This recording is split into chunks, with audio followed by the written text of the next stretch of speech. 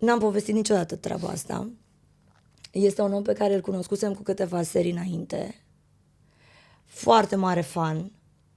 Și la un moment dat, în timp ce făceam poze, cineva din familia lui m-a luat așa deoparte și mi-a spus că nu prea mai are mult de trăit și că ne mulțumește tare mult că Zu este sufletul lui.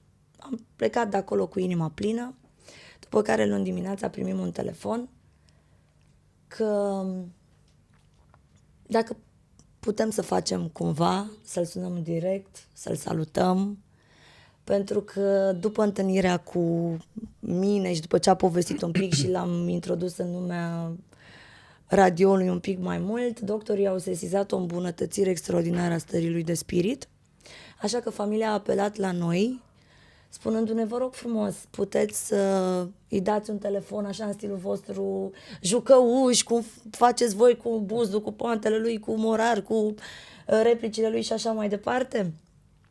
Pentru că noi chiar ne-l dorim cât mai bine și cât mai mult timp. Da, chiar a fost una dintre noi. diminețile minunate, știi? Și le-am spus omul era băieților... șofer, nu că șofer, era bunic și ducea... Le-am spus băieților, zic, trebuie să dăm un telefon. Încerc să construiesc povestea astfel încât să nu se sensibilizeze familia și așa mai departe.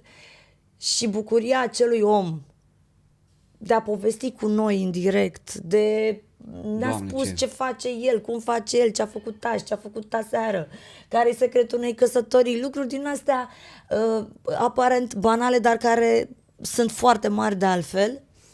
Și apoi telefonul familiei lui care ne-a spus, vă mulțumesc tare mult, deci doctorii au spus că el se simte mult mai bine de când a intrat un pic în lumea voastră, mi-am dat seama că radioul are o putere extraordinară, tocmai pentru că facem chestia asta cu inima și nu transformăm studioul ăla de radio și microfonul ăla într-un tribunal, știi? Și aia e o dimineață care mie mi-a schimbat total viața și percepția și mi-a dat de înțeles că e o misiune pe care o avem acolo.